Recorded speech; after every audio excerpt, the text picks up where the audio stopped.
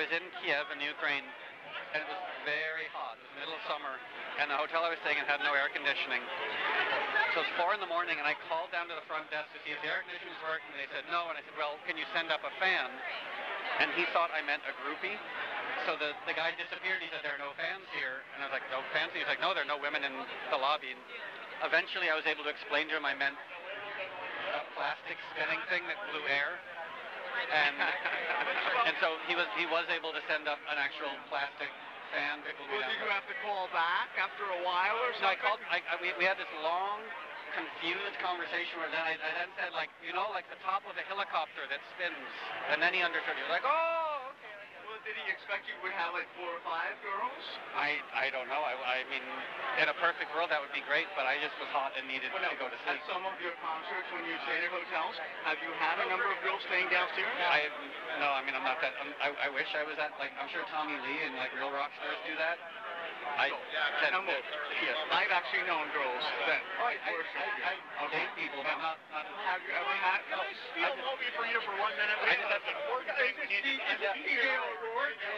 nice to meet you. You look like you might be a dangerous person.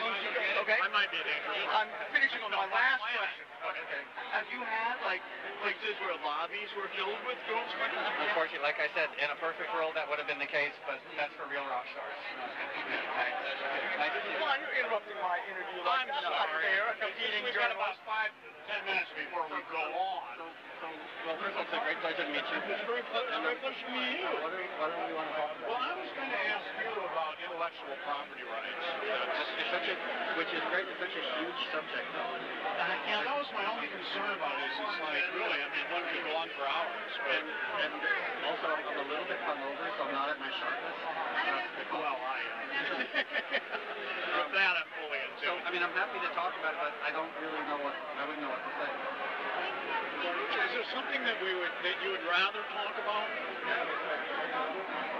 Why co-op boards should be abolished?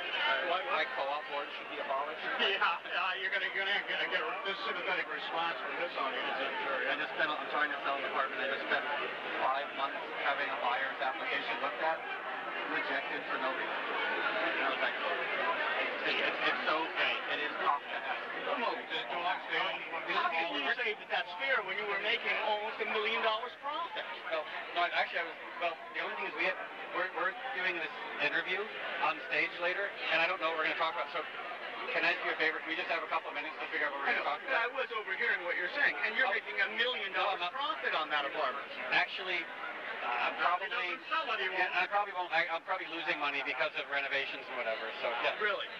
Okay. Yeah. I wish I've got another hour.